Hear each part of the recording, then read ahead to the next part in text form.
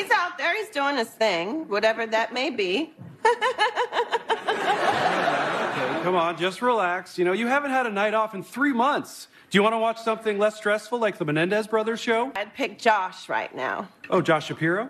No, Josh. Cabernet. Look, Tim will be fine. It's not like he's going to say something crazy. I've become friends with school shooters.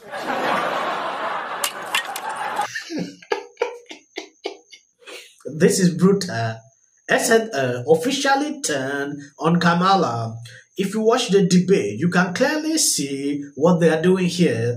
Just the truth.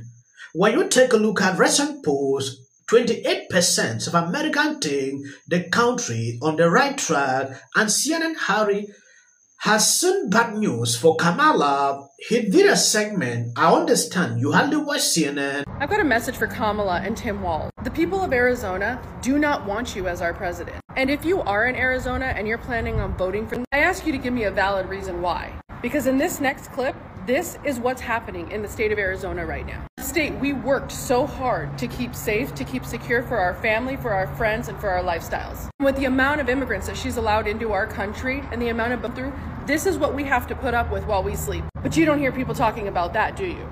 We are angry, we are disappointed, and we do not want another 4 years of this. And I'm sure I don't only speak for myself. I speak for many of other Arizonans who have to put up with this bullshit every single day. She is angry. Not only her, a lot of people are saying this. When you take a look at this CNN clip, Kamala Harris is trying to distance herself from Biden and the policies of the Biden administrations. Unfortunately, Kamala Biden is undermining her effort. Kamala Harris trying to communicate to voters how her policies differ not just from Trump, but also from her current boss, Biden. This week, Harris will sit down for a number of interviews, and today she appeared on a hugely popular podcast called Her Daddy. When I look at the backlash Kamala is receiving after that podcast, because what they discuss on that postcard, I cannot even say on this video. When I look at the kind of videos on Twitter pertaining to it, first take a look at this video from CNN. What if the polls are off?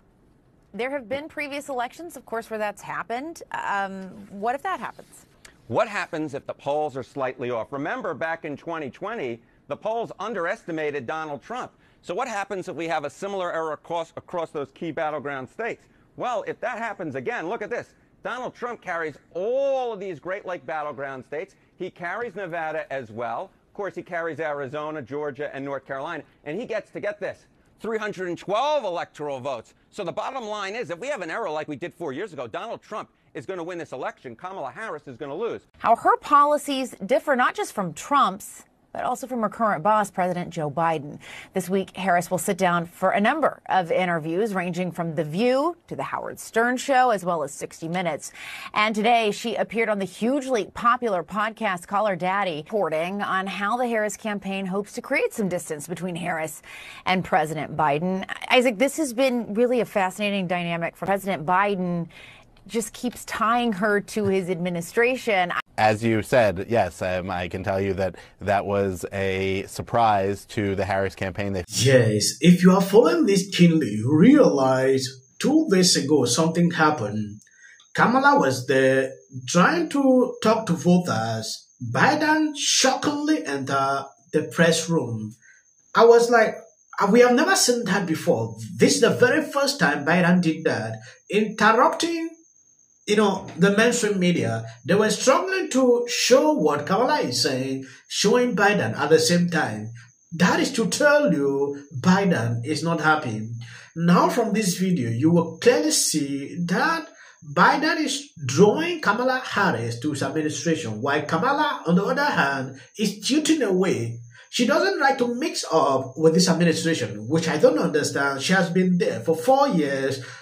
They have been criticizing her. Oh, why you never did this? Why you never? No, that is why you see Kamala Harris is behaving this way, which to me, it is stupid. She should accept their mistakes and give reasons why she can better off. Prepare to be as pissed off as I am right now. $750.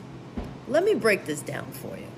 When you look at all of the funding, the taxpayer dollars, our money, that was given to Ukraine, and you look at the population in Ukraine, it is the equivalent of $5,000 per person, every single person in Ukraine.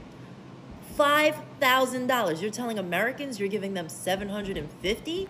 Not to mention that FEMA is underfunded to help Americans because they gave $941 million from FEMA's money, which is also taxpayer dollars, to illegals. Explain to me again why we pay taxes without making me feel like I'm getting robbed every freaking day.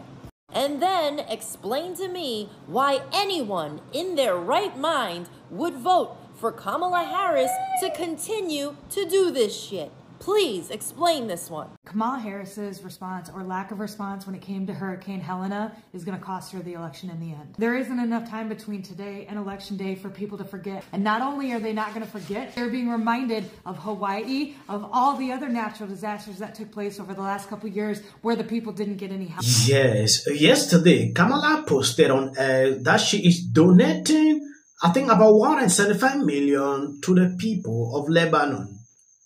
You can see what is going on here. I don't understand why these people have the capability to stop all these wars.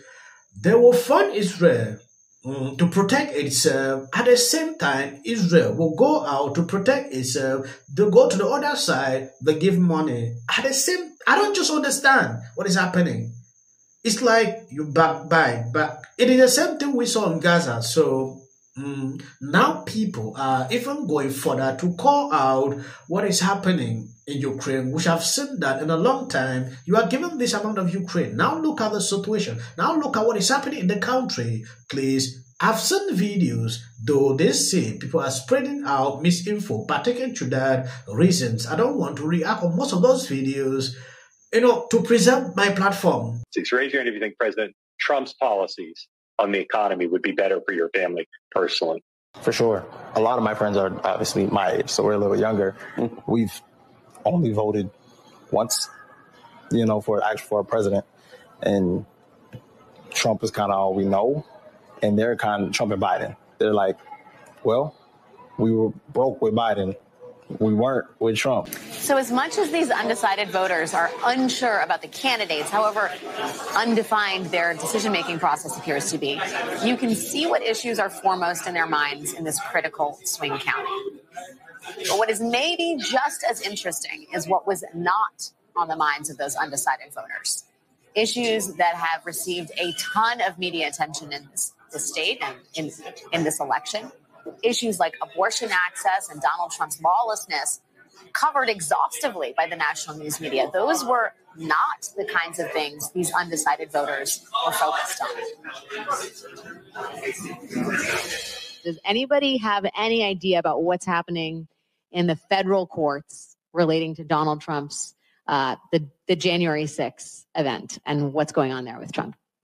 Wait, I'm sorry to keep going back to you, but so you haven't talked to me about your level of interest in the criminal charges and so forth.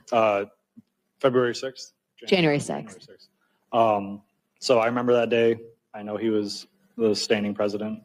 I'm not familiar with the charges that are being brought against him for that.